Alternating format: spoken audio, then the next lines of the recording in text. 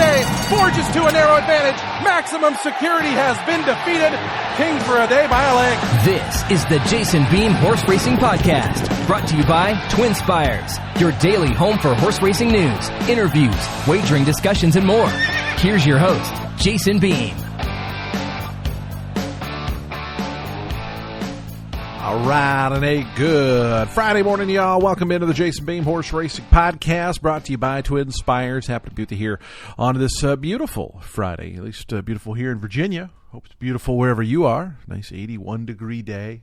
I think the heat's coming back, though. We had such a pleasant week here. It was like in the low to mid-70s, and wore long sleeves to work. And oh, it was wonderful. But back to the 90s, which, you know, it's Virginia in the summer. I can't expect anything. You know, you just have to savor the good weather when it comes and deal with the bad weather when it doesn't. Or when that comes, I guess.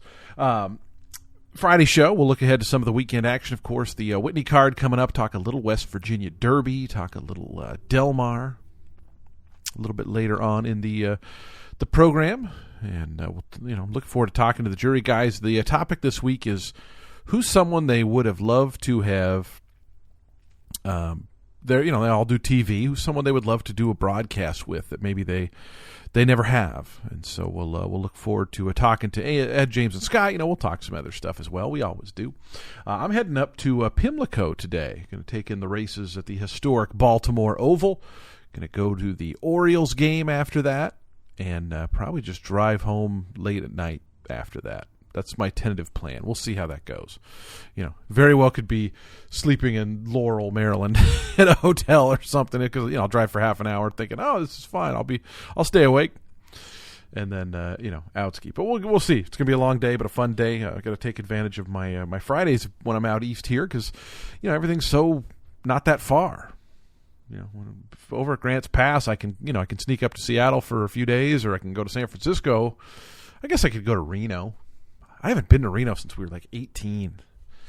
When we had a baseball tournament in Reno when I was 18 years old, it would have been Memorial Day because it was like the first tournament of the summer. And I pitched very well. We were getting ready towards, graduation. So in baseball, and actually, honestly, in all sports now, it seems like most of the kids are like, the good kids like sign when they're sophomores or juniors, and some of them earlier. It's crazy. They commit to colleges so early. But, back when I was there, like the really good guys all had something the summer after their junior year. And, the okay guys and the small college guys, they usually came together during your senior year. Well, I didn't really have anything come together. I was a good baseball player, but that's kind of, I was a good high school baseball player.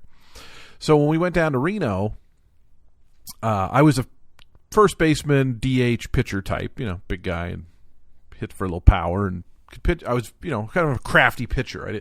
I threw hard as a little kid, but eventually as I got older, I threw, I would say, slightly below average for a good 18-year-old pitcher, but I had good junk. I had a good curveball, split finger, and I had good accuracy, good control, command, if you want to call it that. But I remember we went to Reno, and I was starting the first game, and I pitched really well. And the coach for the other team was actually the coach of the community college that was a ways out of Reno. It was called Feather River Valley College. Is that it? Feather River Community College or Feather River Valley? For some reason I think there's a valley in there. But yeah, I threw a gem. I went 5 or 6 innings and threw like 2-3 hit ball, gave up 1 run. And the guy offered me a partial scholarship, like right on the site. And my dad, of course, immediately was like, well, you're going to Feather River Valley College. Congratulations, boy. And I'm like, I don't think I want to play baseball anymore. I'm kind of done. And that pissed him off to no end, of course. He had already, like, as I was a competitive golfer in high school, golf and baseball were my 2 sports. And I'd made the state tournament in golf, but our golf was in the fall. But I was, I got down to where I was about a 6 or 7 handicap, shot a couple rounds at even and stuff like that. And I had talked to some smaller schools about playing golf there. And most of, golf wasn't really scholarship at the time at these smaller schools. And so, I never felt right. Like my parents, they said they would pay for college. I didn't have to worry about it, but I could never go to one of these private schools on their dime. Like it felt like too much. And I was like, I can go to UW or Washington State or Central or Western or whatever, and it's going to cost $7,000 a year. Whereas if I go to one of these other ones, it's like $25,000, and that's crazy. So I ended up going to UW, but my dad, I told him I didn't want to play golf in college, and he still, for Christmas, he bought me a golf travel bag after I told him I didn't want to play. And I was like, well, that was kind of a passive-aggressive thing you just did there. He's like, you will love it if you do it. And I'm like, I'm not going to do it, so I won't love it. Oh, man. But yeah, Reno. I think that's the last time I went to Reno, was that 18-year-old tournament. That same tournament, my dad's gone, so I can't, he can't get in trouble with anybody. But a bunch of my buddies had fake IDs on the team, and they all were playing craps with my dad at the Reno hotel, and one of the parents saw it and was not happy about the whole thing. Of course, like we literally stayed at a hotel casino, like one of the big ones downtown, and I'm like, why would you do that with kids? But it's what we did. So shout out, Dad. Good memories. So as I said, we'll talk a lot about the weekend card coming up. The best pal out at Del Mar, the 2-year-olds. I've always maintained 2-year-old mid-season stakes, actually 2-year-old stakes of any kind, are just my worst. I'm so bad about kind of predicting who's going to make that jump forward. All you really have to go off of is, because they always bet them according to the speed figures, and whoever has the biggest, or, maybe it's from a big barn, gets the most attention. And, the Mark Casse horse, Papa Cap, I think will probably get a fair bit of attention. Usually in a race like this, there's some Bafferts. There's not this year, a couple Peter Millers. We had some Peter Millers run at Colonial on Tuesday, I think it was. 2 first-time starters. Neither one of them ran a jump. And so I didn't know if... My guess was that maybe just the owners are Virginia people. They wanted to watch their horses run, which makes sense. But we hadn't seen him show up before, and it was just kind of random that there's 2 random Peter Miller horses. But Peter has bet on Mookie down toward the inside for Gary Barber, who certainly looks the part. Has been a horse that's went wire to wire last time in pretty impressive fashion. Beat McKinnon, who came back and won at Del Mar, I think a week ago or so.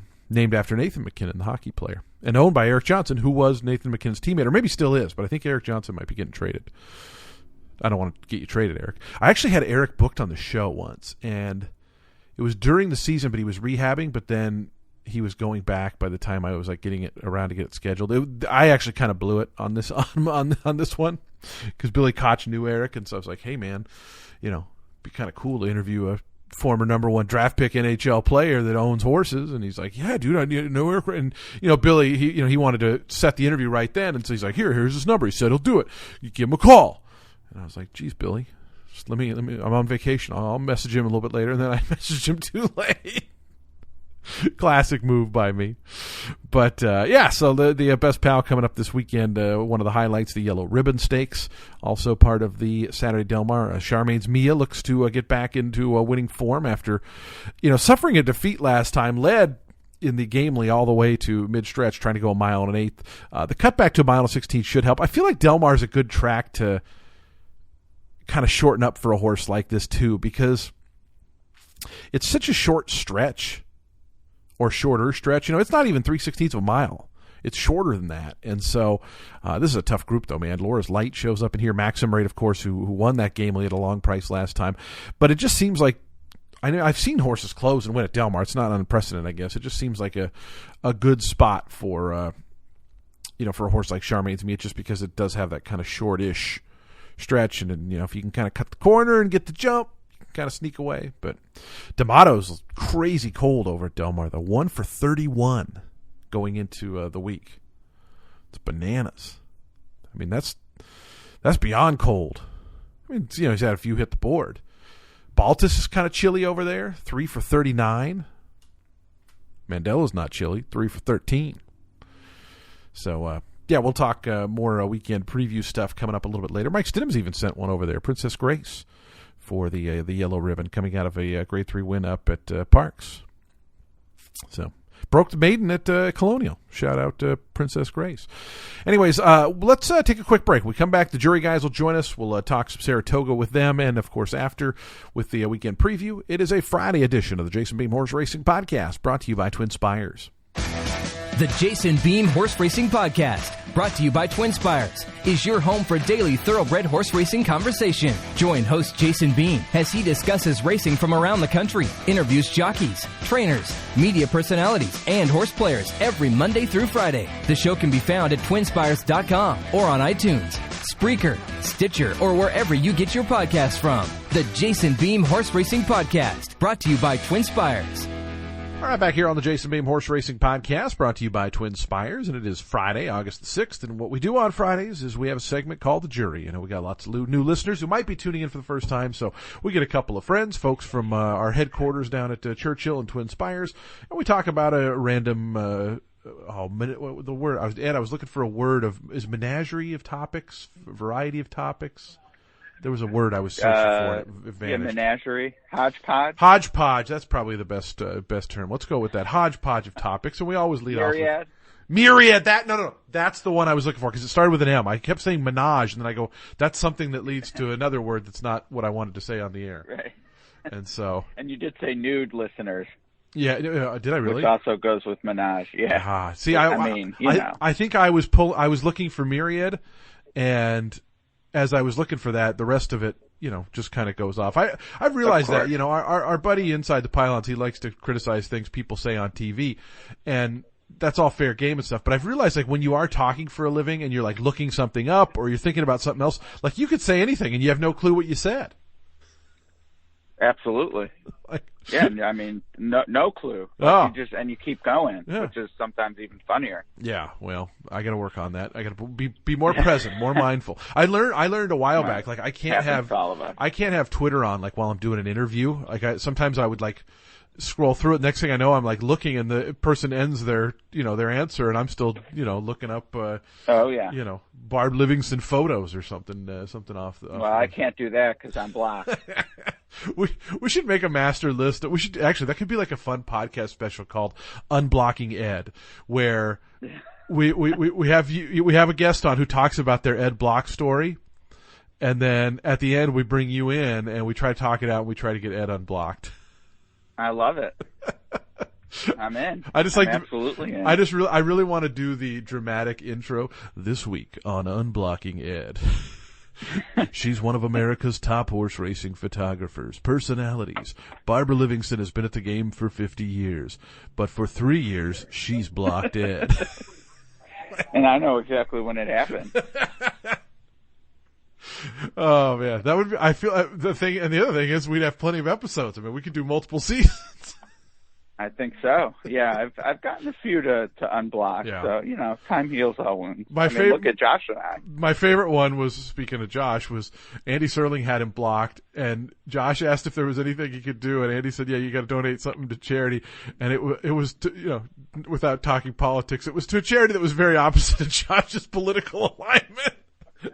And so he sent $50 to this group, and the funniest thing is, over the years, this group now, because you send money to somebody once, you're going to get the invites 100 times. Oh yeah. And he was saying that they send mail, everything. Yeah, they send letters, and he goes, they got to be into me for more than 50 just in postage at this point. He goes, I feel like I actually cost them money, which for him, I'm sure made him feel good. But right. Oh man, good time. And did he get the unblock? He got the unblock, but I think he got the reblock. I was going to say, I can't imagine that lasted long. Which is funny because I think he likes Andy. But, I don't know. Well, Andy's one of the best to ever do it. Well, and we'll talk about, because, I feel like Andy might be an answer for the topic this week, which is, broadcasters you might want to work a day with. But I want to start, Ed, with the Whitney coming up at Saratoga, and not the biggest field, kind of an interesting field of sorts. I think you could certainly make a case for everybody. I know you love By My Standards quite often. Are you making a case for him at 10-1? Yeah, I think it's the longest shot in the board. Yeah. You're not supposed to let a horse like that beat you. So regardless if I end up with him on top, I kind of think he's, in my mind, definitely the key to betting the race, assuming the morning line is mostly correct, which I think it will be. I think Swiss Skydiver will be the third choice, but it's going to be a clear gap between the top two, and then her, and then Silver State, and By My Standards, I think will be the longest price. So to me, that's where the opportunity is. And, as a public handicapper, it's a tough balance. And, for people who may look at the stakes or make a few spot plays a week publicly, they probably don't think about it as much, nor should they. But, being out there for better or worse, doing every race, it's definitely one of the like psychological things that weighs on me, Jason. Like, do you take the 6-5 that you like and think, yeah, that's fair, like this horse under the risk that they might be 2 or 3 to 5. Mm-hmm. And then some, in the same race though, you kind of like a little bit a 20-1 morning line that you think will be an overlay, but do you really, do you stick your neck out and that's your top pick? So, it's sort of in play here. I mean, a shorter field, the prices won't be that quite pronounced, but yeah, by my standards, a tough read on top, but unquestionably the horse I'm going to want to run first or second. Is the public's memory on who you picked when it's not someone that won, like, is it very long though? I feel like I remember if somebody, picks a nice bomb and it hits, but I don't remember if they just chalk out and miss. Like, I just don't. I'm not that concerned about their selections. So I guess what I'm getting at is I feel like any of that criticism or discussion, it's pretty short lived, right? Like, it's just this week. I think that's fair. Yeah. And I mean, look, even when you have a bomb, unless you keep reminding people like I do with All Squared Away, that shelf life's pretty short too. Yeah. And I've noticed on social media, you definitely, as it should be, admittedly, you get a lot more legs out of, clobbering a pick 5 or a super or whatever, even a big win bet, and people notice, that you back it up and actually, we're capable of some big wins in this game. That goes a lot longer, but there without a doubt, as a public handicapper, no greater satisfaction than I'll say at $40 and above, Win Mutual, really gets noticed. And, to me, that's like, oh, great pick, because it's seldom you actually think a 20, 30, 40, et cetera, to one horse is the most likely winner. Yeah. You just, when I do it, it's just like, man, this is such an overlay on a horse who has a legitimate chance, but they're still a 4th, 5th choice in your mind. Mm-hmm. You just kind of go for it and play the percentages. So, that's a good feeling to stick your neck out and for the stars to align, so to speak. Yeah, I touted a 32-1 shot at Colonial this week. I felt pretty proud. I think I got 3 good jobs, so I felt like that was. Was that this week? That was this week. You had a price. And I've been having some good observations between the races. I'm not going to lie. And honestly, so is Jess. She had a 12-1 on top yesterday, and before that, I think an 8-1 the same day. So we're. But Puppy Monkey Baby was 24-1, and this horse was 32-1. That's the one I'm thinking of. Yeah. And you nailed because I remember you nailed the Rubber Baby Buggy Bumper type of name. Well, I had the advantage of calling the horse at Tampa already, so it was under my belt. I've always said once you call a horse once, like getting the name right is pretty easy after that. Then it's in. I see that. Well, I got to tell you, both of us look good, and by both of us I mean Colonial and Twin Spires, but. I know you're, from what I've seen, business looks good, and our players are loving it. So good. Kudos to Jill. She was bullish on coming up with some promos, and just a plug for the home team. Make sure to go to that offers page because plenty of Colonial, little lagniappe for you if you're playing in New Kent. And make sure you opt in.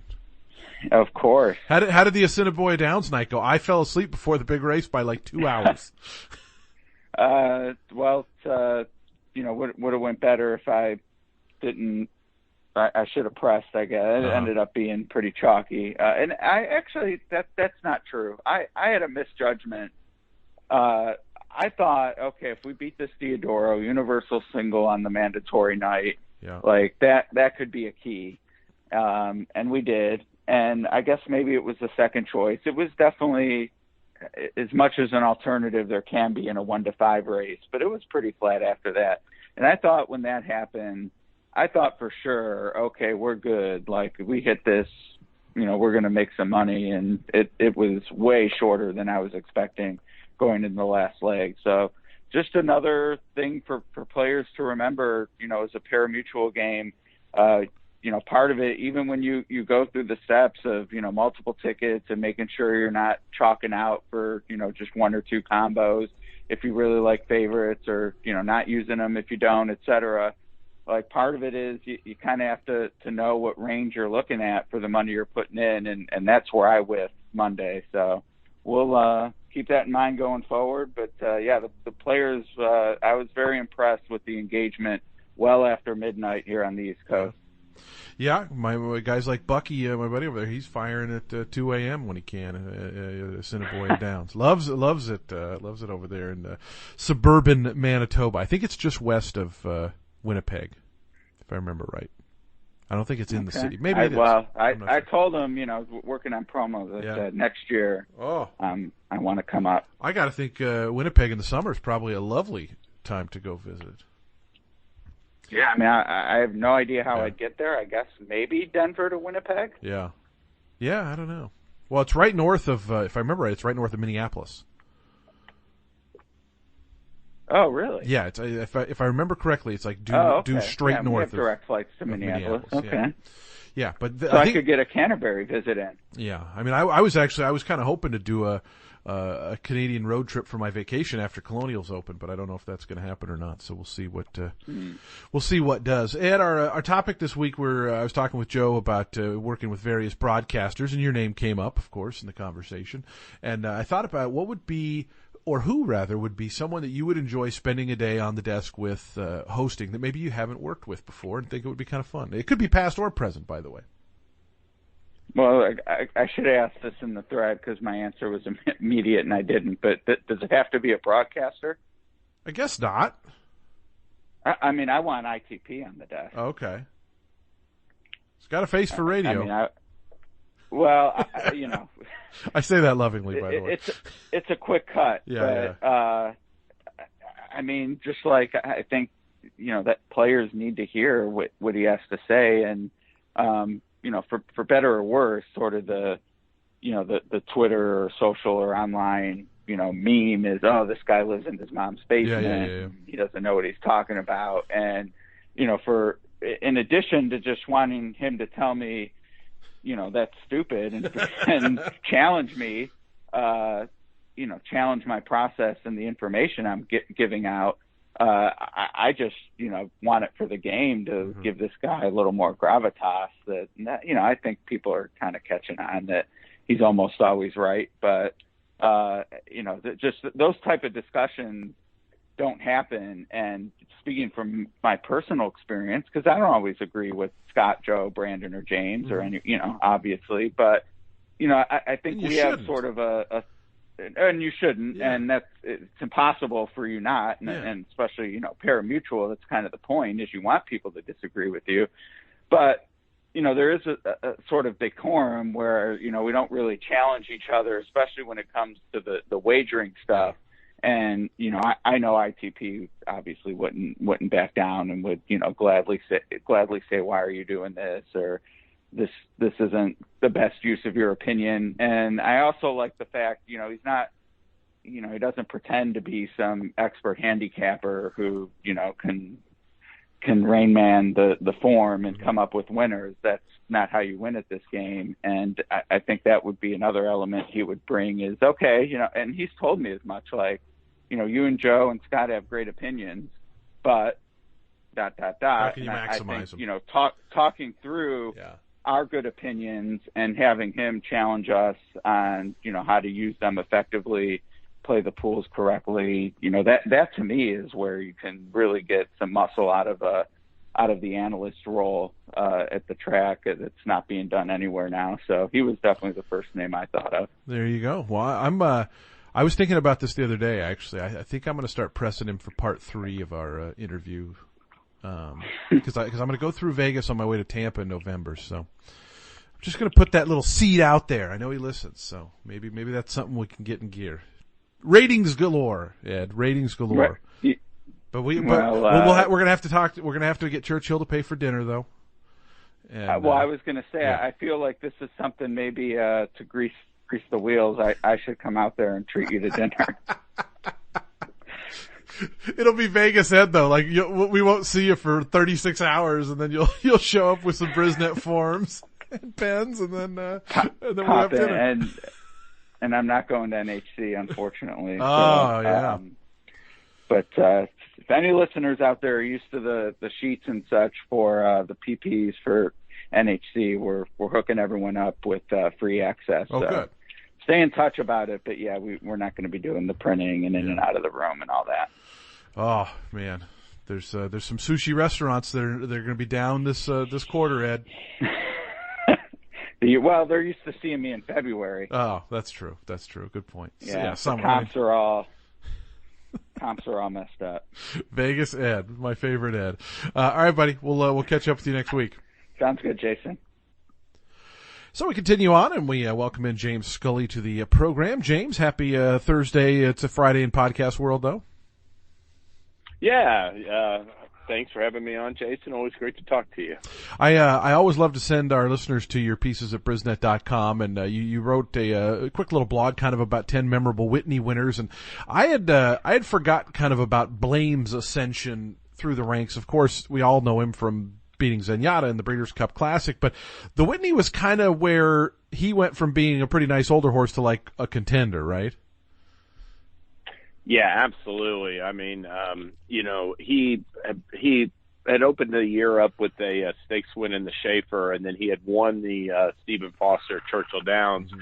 But both those races perhaps didn't get the deepest fields, deepest competition. And the way that Quality Road had won the Dawn and the Met Mile, and even I think the House Hope at Gulfstream Park that year, he had really crushed the competition. He was 3-10. I mean, a solid odds-on favorite in that Whitney, and just appeared to have a tactical advantage. I mean, one thing about that piece that's cool is I put 9 of the 10 races, the videos up. I couldn't find the criminal type Whitney, but Tom Durkin's like, oh, this is a walk. He went 48 and change on like a 1-length lead. Quality Road did, and Tom Durkin's like, this is a walk in the park for Quality Road. So not only did Blame have to run down an in-form, razor-sharp, quality individual, but he had to run down one who had everything his own way on the lead. So that truly was an ascension, his first, I thought, true, where he revealed that he was a top-class performer. And then, he ran second in the Jockey Club Globe Cup. I didn't talk about that, but, that was a race where Haynesfield just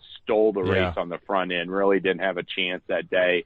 But, yeah, he just – the year before he won the Jim Dandy, I believe Blame did, and then Stahl didn't even run him in the Travers, so he really came a long way from his 3-year-old season to his 4-year-old season, got real good that year. Al Stahl's a pretty patient guy. I remember talking to him about Tom's d'Etat, and we had Al on, I want to say it was after the Pegasus, because Tom's d'Etat was away for, I think, like a year or more. And, all of a sudden kind of came back and they tried that. It didn't work out very well, but, he's had some good success when he is pretty patient with these horses. Yeah, absolutely. And I thought it was interesting, he's sort of accelerating, I'm sorry, Blame won the Curl and not the Jim Dandy. But needless to say, he didn't go on. But, I thought it was Mass Parade when he won that allowance race on Derby Day. Mm-hmm. Heck, I was thinking maybe, you go to the Jim Dandy and look at, like, the Belmont not the Jim Dandy, the Peter Pan, and then you look at the Belmont Stakes and get, like, maybe in the Triple Crown mix at the end of it.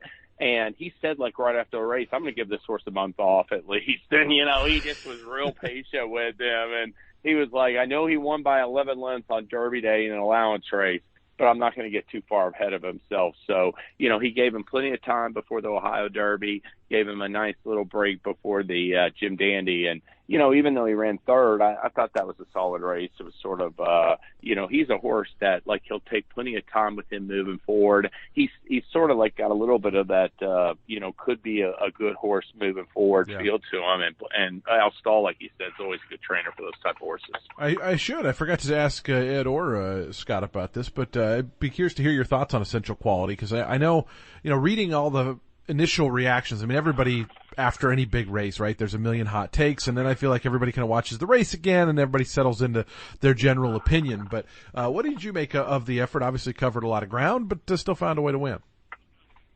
Yeah, I came away, obviously, keep me in mind. Really threw a little bit of a scare into him in the stretch.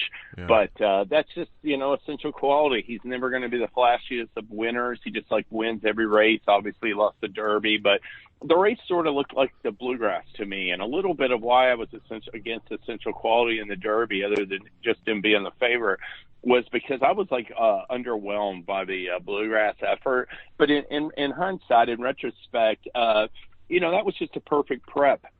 I do think that trouble in the Derby cost him at Churchill Downs that day. And Brad Cox knows how to use races to build upon for the next start. So, after the Belmont Stakes, he starts targeting the Travers, and he's not going to have Essential Quality run his absolute best race in the Jim Dandy. He's just going to have him tight enough to do what he needs to win. So I came away, like a lot of people did, thinking it was a good setup for him coming back 4 weeks later for the Travers. The Whitney Stakes coming up this weekend, of course, small field of 5, but interesting field nonetheless, and certainly some major players in the handicap division. And Swiss Skydiver shows up as well to just add a little wrinkle of interest. She's done that in her career. I feel like she's shown up in against the boys several times, and I mean she's just such a cool filly. I hope she doesn't. I feel like she's maybe even underrated just about what she's done. In her time, because maybe it's been mixed with a couple of not great efforts, but she's just a really cool horse. Yeah, she really is. And I'll tell you, this is a little bit, coming off her race in the Apple Blossom, she really sort of weakened that day in the final 16th of a mile. She got beat 6.5 lengths. She finished that far behind Latruska and Monomoy Girl. So she's a non-threatening third in that race.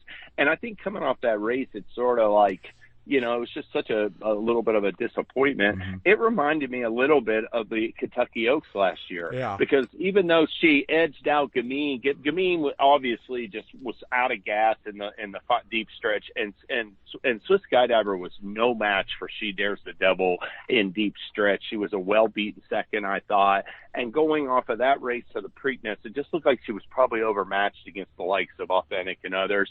And it's sort of a little bit the same way in this race. I mean, you're looking at Nixco and Maxfield and Silver State. You're wondering, how can she, beat those horses? But I will say this about her in the Whitney. She's a real key element to the pace. I mean, she's real big for Maxfield, Silver State, and by my standards, because she has speed. It looks like being drawn inside of Nixco. Irad Ortiz might be aggressive with her and keep that horse company. And, she loves Saratoga. She ran so big last year in that Alabama, I thought. So, I'll be surprised to see her win the Whitney, but I do think, I think it's really intriguing, interesting to see her in that field. And if they beat Nixco, who's going to, I think, just go right from the start with Joel Rosario, it's probably going to be because Swiss Skydiver softens him up a little bit. I got to think the horse you've seen the most in here, at least recently, is Maxfield. I mean, he certainly had a lot of Churchill success in his career. In fact, I think 4 of his 7 wins have been under the Twin Spires. What was your take on the Stephen Foster? I mean, obviously he was a huge, huge favorite that day. He's supposed to win that race, but, honestly, outside of the San Anita handicap, which of course is his only defeat, I didn't even think he ran that bad. He not only wins, he wins by open lengths. I thought the Stephen Foster was the best race of his 8-race career, by far. I mean, obviously his 2-year-old season, he ran that Breeder Security, really wowed people. I think he might have been the favorite of the juvenile if he hadn't gotten hurt. But I did think, I was, looking at the Ali Sheba, I thought that was a little bit typical of a lot of his previous wins where, he won by 3 lengths, but he wasn't all that flashy. I thought his move on the far turn, Jason, and Stephen Foster was the best I've ever seen of Maxfield. I thought he won that race in complete command. And, it just looked like to me that Brendan Walsh has him peaking at the right time. Mm-hmm. So, I won't be surprised to see him run a big race. I'll say the same thing for Silver State. I got a ton of respect for that horse, but, as far as his races at Oaklawn Handicap and the Essex Handicap and the other race, they weren't real A-level races that grabbed me. But I thought he took a big step forward in the Met Mile. He's obviously a real high-quality horse. So both those horses, it's just intriguing to see them coming in. And now with Nixco, rebounding off of 2 step-backs, he got a career-best 111 versus net speed rating in that Cornhusker. All these horses appear to be just in top form right now, so it should be an exciting race. I tweeted out earlier, James. We're stupid. I love dumb, useless, random facts. All 5 of the horses in the Whitney have 7 career wins. Wow. Random, useless, dumb fact. They've all got 7 wins in their career. Somebody's going to come out of it with 8, unless there's dead heat. Then a couple of them will. But I love dumb, useless facts, and I'll use that to transition to our topic this week, which was about broadcasting. You've, of course, done a lot of TV work over the years at Churchill. Is there anyone in the business, past or present, you think would be really fun to work with at the TV desk for a day in a cart of racing? Well, I mean, listen, John Asher got into the business working for WHAS. He was covering derbies and working as a correspondent, I think, for big races as well, like a Keeneland and stuff. So, before he got hired as the face of Churchill Downs, he was a broadcaster. And even when he was started with Churchill, he would work the paddock show some. I never got a chance to work with him, but I think it would have been great. It would have been a lot of fun to do, an honor to do. And so that was the first person that popped in my head. I can just think back about some of these old turf writers. I don't know if they would have been any good on like a TV broadcast, but I sure would have liked to spend a day like talking horses with Joe Hirsch as well. So those are 2 people, John Asher, Joe Hirsch, were 2 like legends that I just thought of like right away that I would have loved to would be able to like sit down and talk horses for hours with. I was talking with Jill Byrne this week about John Asher, and because I never got to meet John, I got to interview him on this show once, and we talked for about 10 or 15 minutes before we started the interview, and just talked to about radio and all that kind of stuff, and it just seemed like a very, very sweet guy. Yeah, she worked with him for years. I mean, he worked with her, and Jill worked with Mike Battaglia, a long time Kentucky race caller as well. So, yeah, that was I remember watching them do the races, back when I was in college or I guess out of college, but in the 90s and stuff, early 2000s. So, the Colonial Meet appears to be going great for Jill, and you're doing a great job calling the races. Good meet so far. Thanks, pal. Who I thought might be my answer for this question, who I always thought was such a good broadcaster and a great voice, was Charles C. Canty. I always thought she would be fun to I don't know why. I just maybe it's nostalgia and stuff, because we remember those broadcasts with Tom Hammond and Al Michaels, Jim McKay, all those folks. But I always just thought she was such a good racing broadcaster. So maybe she would be a good answer for mine. But James, we'll catch up with you next week. Appreciate your time as always, and have a good weekend. Good luck with the Whitney. All righty, thanks, Jason. Always great talking to you. All right, so the jury continues on. We head over to Louisville, Kentucky, and welcome in Scott Shapiro. Shap Cap, how are you, pal? Doing all right, buddy. Tough allergies here with the not so great air, but other than that, been real good weather and enjoying the summer racing, and excited for the upcoming stakes events, especially the ones at Saratoga this weekend. I saw you posted a picture on, I think it was Facebook, of the turf renovation going on at Churchill. It is weird not seeing a actual turf course on the infield. It just looks strange, right? Yeah, definitely. I haven't been up there really since the meet, but I've seen some videos and pictures like that one. But yeah, it's going to be very, very weird here in the fall with watching races with that scene, and it'll be even more weird. But really excited. I'm sure it's going to be a great course. And already great product, as I mentioned on the Facebook post, is going to get that much better, because I do think it'll attract a few more barns, maybe some of the Chad Brown, Todd Pletchers. Chad already had some horses here, but I remember Todd saying before the Derby, he was planning on bringing a string here in the fall or in the spring, but with the turf course in its way, he's going to wait till 2022. But it's exciting stuff. Obviously I'm a big fan of the racing, totally biased, but should be a great product. We were talking before we came on air. I mentioned earlier I'm going to go to Baltimore and go to Pimlico and Camden Yards, and you were telling me Camden Yards used to be a hangout for you back in the day. Yeah, I mean, hangout might be a stretch, but we definitely occasional visit. Well, we definitely made 3 or 4 voyages where we'd go to Pimlico in the afternoon and then go to a baseball game at Camden Yards, and that was when, as we were talking about, that was when Camden Yards was kind of the cutting-edge stadium, like the first of its kind. It had the warehouse look, smaller vibe, not many bad seats in the house. kind of a step away from the traditional big round 65,000 people stadiums like Veterans Stadium, Three Rivers, Riverfront. Yep. There were so many of them. Jack Murphy out west, so many of them. Such a cool place. Excited that you get to go there. Yeah, it's so funny, like how that entire period of like the 60s, 70s, 80s, like it was just the same circle, the same rounded fence, like no unique dimensions of any kind. And whereas back in the day, the unique dimensions were, I mean, Fenway obviously is the one that comes to mind, but like if you go look at the old dimensions of the Polo Grounds, they basically played baseball in a football field. Like it was like 210 down the lines and like 450 to center field. 480 to center. Yeah. Yeah. Yeah, that was crazy. And, I mean, you had Wrigley Field, of course, before, Yankee Stadium, all unique, the old Yankee Stadium, that is, all unique. And then they just got very cookie cutter with the most of the stadiums. You had the Astrodome, obviously, is the first dome. But, so a very cool place and really like that area. Baltimore's got some sketchy areas, but there's some cool areas as well, especially down by the harbor there. Oh, man, I remember going in 2019. I went down to the Little Italy area, and I thought it was just awesome. It's just east of the Inner Harbor. And, just like it just had a really, really kind of cool vibe, a lot of really good restaurants, and excited to go back there and hopefully get some dinner. There was a place I went that was super good, so I'm hoping to go back there. But Shap, so this topic this week actually came up because of you. I was having dinner with Joe Christopher. He had come out to watch his horse run fourth, and he was not thrilled about the effort. But we said, we'll get a margarita or two in you, Joe, and it'll all go away. But anyways, we were talking about doing TV stuff, and he was saying, he's like, I work with Ed and Scott. He's like, Scott's always super prepared. I love working with Scott. And I said, oh, okay. And I started thinking about it, and I was like, it might be an interesting topic because, like, you guys obviously, when you do TV work there, you're mostly working with the same people all the time. And I know from talking to you, you watch other broadcasts. You have broadcasters you like, broadcasters you don't like. I mean, I think everybody has that. But is there somebody who you would love to work a day with that you've never worked with that you think it would just kind of be fun to be on the desk with?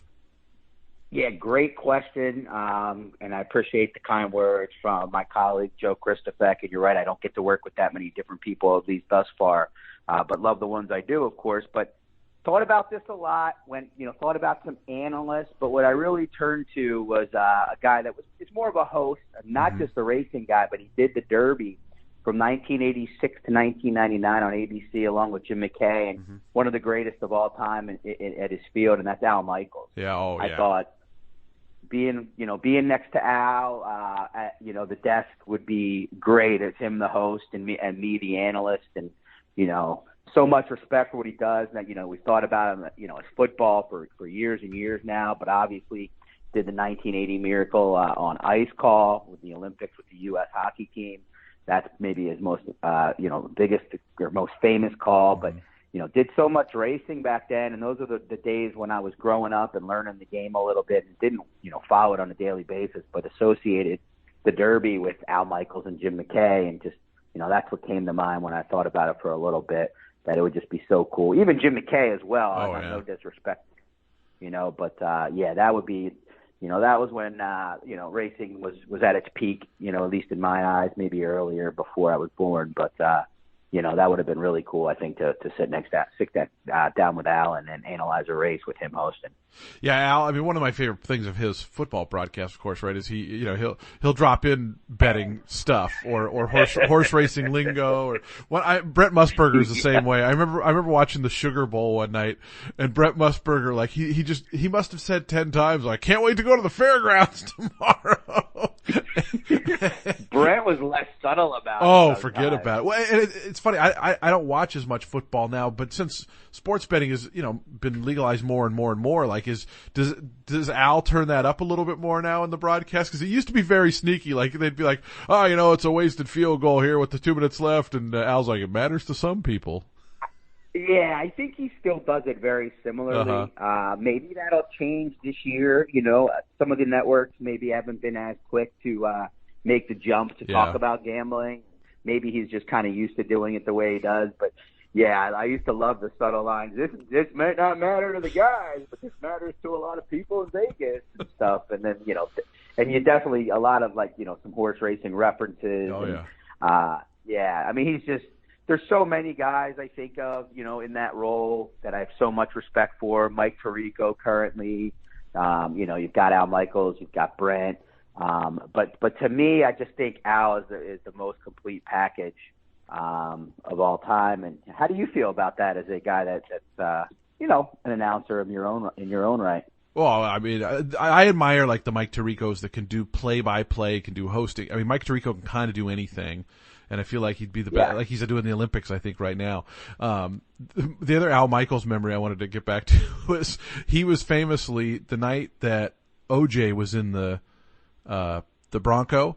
Peter Jennings was hosting, and obviously because Al knew OJ and knew sports, they brought Al on, just kind of to comment on the whole situation, and he knew OJ and what have you. And there was a prank caller who was a Howard Stern fan that called in to Peter Jennings, and he was saying, I could see in the Bronco and OJ, he looks scared, and and then at the end the caller goes, and a baba booey to you, Peter, and Peter's like, thank you very much, that's Jim so and so, okay, and Al just rushes into the call. He's like, Peter, it's Al Michaels here, because Al had already been off, like they had, he had done his interview and they went to this call, so Al was kind of done, but Al read back and he's like, I just want to tell you, Peter, that was a totally farcical call. He goes, the caller said something at the end indicative of a certain radio talk show host.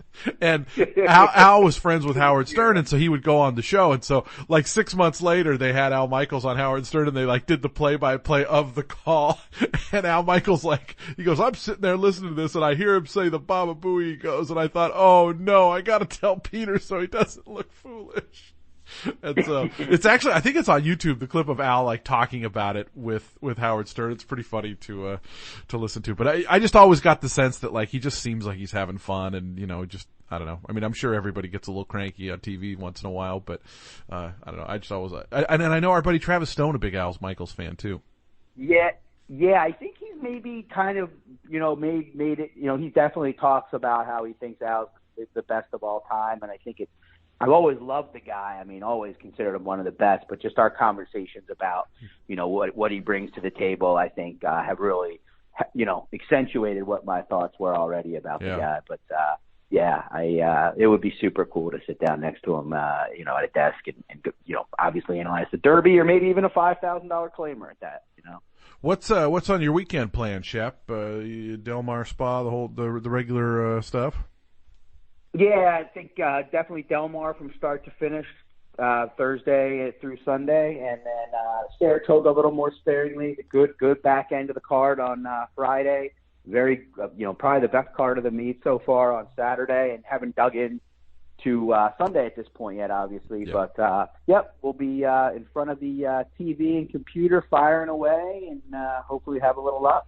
We're here in Richmond. It's Washington football team training camp. I think is either underway or starting very, very soon. Have you started kind of your NFL season prep stuff? Oh yeah, I feel like getting ahead of it's important for me because when we get to the fall, it gets a little busier. And I'm on the Washington football team to win the NFC East, a slight underdog to the Dallas Cowboys, America's team. But they've got great defense that they showed last year, and they brought in some offense, brought in Ryan Fitzpatrick. I'm sure they're gonna love him there unless he plays poorly. A very fun guy to root for. But I like the Washington football team quite a bit this year, hoping they have a good year. So get them ready for me in training camp there, Beamer. The WFT. Well, they're going to be they're certainly going to be practicing in hot, humid weather. I know that much. So they'll be tested and ready to go. Shapcap, enjoy the weekend. We'll catch up with you next week. Thanks so much, pals. Appreciate your time. Likewise, buddy. You have a good weekend as well. All right, we'll be right back after this short time out. It's the Jason Beam Horse Racing Podcast, brought to you by Twin Spires. Twin Spires not only offers the best way to play the races from your desktop or mobile device, but we also have great offers for our players. Visit twinspires.com/offers to check out all of our great daily promotions from our players. Pick 4 bonuses to Winsurance, Thoroughbred to Harness. We have offers and promotions for all types of races and all types of tracks. Visit twinspires.com/offers to find out what offers are available to you. This is the Jason Beam Horse Racing Podcast, brought to you by Twin Spires. Back here on the Jason Beam Horse Racing Podcast, brought to you by Twin Spires. Appreciate you guys tuning in to us all week long. A couple good guests this week. I appreciate Rob Talstra coming on. Appreciate Greg Harbert coming on. Appreciate you guys tuning in, participating in the Q&A earlier this week. Mentioned the Whitney. We talked about it a fair bit during the jury, so I won't spend too much time on it. Plus, it's a 5-horse race. We don't want to talk about too much. But kind of, the optics plot just came out as I was preparing for this show. And I can't help but notice how big the square is on Silver State. But also, he's got a couple of negative comments in terms of the notes. So, and Maxfield, for the distance, they kind of have him maybe a little more suspect. So, going to be really interesting to see how this race plays out. And I do think By My Standards is sure a good chance to at least hit the exacta. I mean, he just always seems to come running. Super cool horse is By My Standards. He's living at Colonial right now, or well, at least he was. I think he shipped out the other day. But yeah, nice. Brett Calhoun actually had a few winners over this week, so good to see them having a good meet here in Virginia. The Saratoga Derby at 9.5 furlongs. Bolshoi Ballet, I saw on Prime Power, has like an insane advantage in this race. Now, the Euros, the three of the Euros are not rated, but it's like a 36-point difference between Bolshoi Ballet and the rest of the Americans. But it's, of course, it's basing it off of, right, the one local start, the Belmont Derby, which was good. It just seemed like Ryan Moore was kind of like pushing for quite a while there before things kind of took off. And, yeah, I don't know. I just didn't see the horses like that crazy ahead. But then you start going through, like, I'm always terrible about judging the overseas runners because I just don't know them, and you don't get as much past performance info with them. So I always feel stupid commenting on races like this because it's just not my area. But I mean, really, it's like other than Cellist for George Arnold, who's been pretty consistent, like, of the American runners, kind of who looks all that great. You got Flashiest coming over from Del Mar, the winner of the Oceanside, who certainly in good form and very lightly raced, but 3 out of 4 wins in a second. I mean, you can't hold that against the horse, but wants to come from behind. You have King Fury getting on the grass for the first time. Has been a steady dirt performer. Did run well in the Ohio Derby, and Masquerade, of course, came back to run well in defeat last time. So, well, not well, but, decent. And, but yeah, to me, it looks like a race that's going to boil down to the European runners again, and I don't know any of them. And so I think I might be most excited, though, for the test stakes. I mean, it just turned out a really, really fun race. You have Search Results, who was, good in the Acorn, not amazing, and is going to face 2 of the runners that she beat that day. Make Mischief, who also ran behind Zagel and Always Karina, who they're always going to face. I feel like Make Mischief has like the most common. I mean, like, there's more like dark black ink in the PPs in terms of top finishers than anybody. So it's kind of fascinating to see how much common opponents this have. Obligatory, of course, was second last time out. Ran a really, really good race, rallying from off the pace. I just don't think it's quite as simple as Search Results, because at first look, when I saw Search Results was in, I was like, okay, well, there's that. I just feel like she's a really talented runner, but that Mother Goose just kind of left. It just felt workmanlike, right? Like, it felt good, but it didn't feel like invincible. And obviously it's a little bit of a cutback in distance. She's been doing these longer races. I mean, of course, the Acorn was. Did I say Mother Goose? I meant Acorn. The Mother Goose was the other cast, Zagel and company. But she's cutting back. Search Results is. You could argue that will improve. The optics distance thing seems to indicate a possible regression for Search Results, at least in terms of finishing ability. Her debut at 6 furlongs was pretty awesome. Her effort in the Busher at a mile was pretty. I mean, her efforts in every race have been really good. So, it does feel to me like a Saratoga upset kind of race. Similar to Malathaat, the horse that had really done nothing wrong, coming into Saratoga, and it's just a different track, different place. Not that it's haunted or anything like that. It's just different. Each track is a little bit different, and with the level of competition in here, I thought David was smart to make the morning line not as definitive, because again, when I saw the entries, I thought, well, Search Results is going to be 7-5, and he's got her at 5-2. It just looks like a race where a lot of horses can win. I'm convinced Super Sensational is very, very good. I thought that first win off the layoff, the victory ride was really good. I love Santana getting on board. I just think he's an aggressive type rider. And Baffert shows up here with Illumination. I wonder if he'll actually go. I don't think he will. It's a grade 1, but it's not the grade 1 of the day. Obviously the Whitney is. Plus, I just don't. I'm curious what the response would be from the New York fans. Maybe we'll see. Maybe we'll find out. Also on the card, the Glens Falls, the race for the inner turf for the fillies and mares. Temple City Terror, Warlike Goddess, who's coming in off of 2 straight wins, including the Orchid at Gulfstream, and the Bewitched Stakes. Julien Leparoux coming over to ride for Belmont. Chad Brown has, I don't know how to say it, Orgelandis, who has come over here, got off to a really fast start here in the States, won the red carpet, won an optional claimer at Belmont, and then just did not fire in the Sheep's Head Bay last time out. So not sure what the reason or cause or whatever. Delika comes back here. Miguel Mena for Al Stahl, coming off a win in the Dick Memorial at Delaware Park. And luck money on the outside for Castellano, who was second in the Dick Memorial at Delaware Park. So a fun little race there. I thought the most maybe interesting race is actually I think it's the Lure Stakes right before that at 1 mile and a 16th. Tacitus is in there, but he's an also eligible or main track only. So don't get too excited about Tacitus showing up. But I just thought. Kind of looked like one of the more wide open races. I know Value Proposition is going to get a fair bit of support as the 2-1 morning line favorite, and deservedly so. But I just thought horses like Tell Your Daddy and Dreams of Tomorrow, who are both 8-1 in the morning line, I just thought they both had a similarly good look. And actually, Midnight Tea Time, Joe Sharp's horse, has kind of gotten a couple of not great trips. And I thought that one was capable of moving forward at even a bigger price. But again, just to me looked like one of those races where there's a lot more than just those top 2, I thought. Delaware will certainly get some support, too. It's Chad Brown runner. But should mention over at Mountaineer, of course, it's West Virginia Derby Day. It's not Whitney Day if it's not West Virginia Derby Day. Just a field of 7 drawn, and there's a really interesting entry on the outside, a local Mountaineer horse who's been getting beat double-digit length in maiden events.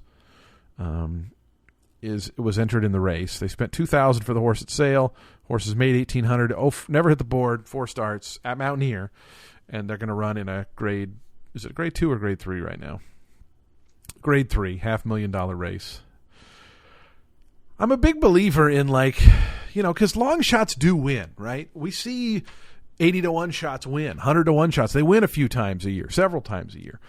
But this just seems insane because this horse is about literally 50 Briz points away from being competitive, let alone winning.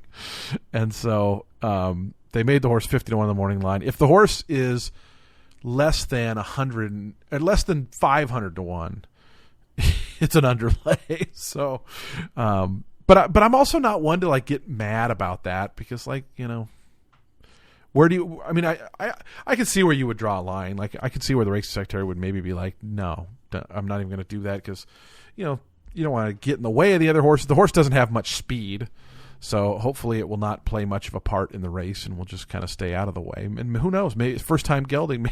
Maybe the, as Jessica, my co-host at Colonial, loves to call it, brain surgery. Maybe the brain surgery will wake the horse up. But as far as the actual contenders, Brad Cox has a couple in here. He's got the number 2 Kinetic Sky, who's coming off a nice optional win down at Churchill. He's also got the 5 Warrant, who was down at the Texas Derby and won that race. Lost to Folsom at Oaklawn, but Folsom obviously came back to win next time out. Has the look of a pretty decent horse. Has to kind of take a step forward because has been off for a little bit here. And Mr. Wireless, who had beat last time, did take a step forward in the Indiana Derby. Actually ran a pretty good race that day, which Folsom didn't do all that much running. So, it's. I feel like this is a very West Virginia Derby type field, like a lot of Midwest good type horses. Pletcher sends Bourbonic in here, who I would just be dead against. I mean, I know I probably should put the horse in the winner's circle, but I know the win in the Wood Memorial, we talked about it ad nauseum because of the Derby, but the horse just didn't do any running in either of those races. And granted, those are the Belmont and the Derby are 2 of the best races of the year, etc. But I just don't know that even if you go back to this horse coming out of the Wood Memorial, I don't think this horse goes favored over any of these, Kinetic Sky, Bourbon Thunder, Mr. Eilers, just from speed standpoints and to me, ability standpoints. I just think the horse kind of lucked into an easy wood win. And is just not that much. Could take a step forward, sure. Pletcher, sure, but man, just not for me. But we will talk about all of the week's racing on Monday's show, our weekend recap. We'll have some guests next week. It is Arlington. They're not calling it the Arlington Million, right? What are they calling it? Is it the Mr. D? Isn't it? Isn't that what they're going with? But anyways, that's coming up next weekend. So we will talk about those races next week. We'll probably have a guest on from Arlington or representing Arlington or talking about Arlington. The 4-star Dave's coming up next week. What else is coming up next week? Ellis Park Derby, if you like the Ellis Park Derby. The Groupie Doll, formerly the Gardenia. Always remember that because of my buddy Luke at Ellis Park. So, that we'll have plenty to talk about next week leading into the artist formerly. I think they're still calling it Arlington Million Day because all the purses equal $1 million, but the big race is $600,000. I think I have that right. But it's a, big day of stakes. Kamak Memorial, the Beverly D, the Mr. D, the Pucker Up. The Secretariat got a new name, right? It's now the Bruce D. I guess they named it all after Duchess Swaff Oaks. But anyways, we'll talk about a lot of that next week. Really appreciate you guys' feedback and listening in all throughout the week. beampodcast@gmail.com. Thanks to Ed, James, Scott. Thanks to Greg Harbett for joining us. Thanks to Rob Talster for Horse Player Thursday. We'll see you guys on Monday.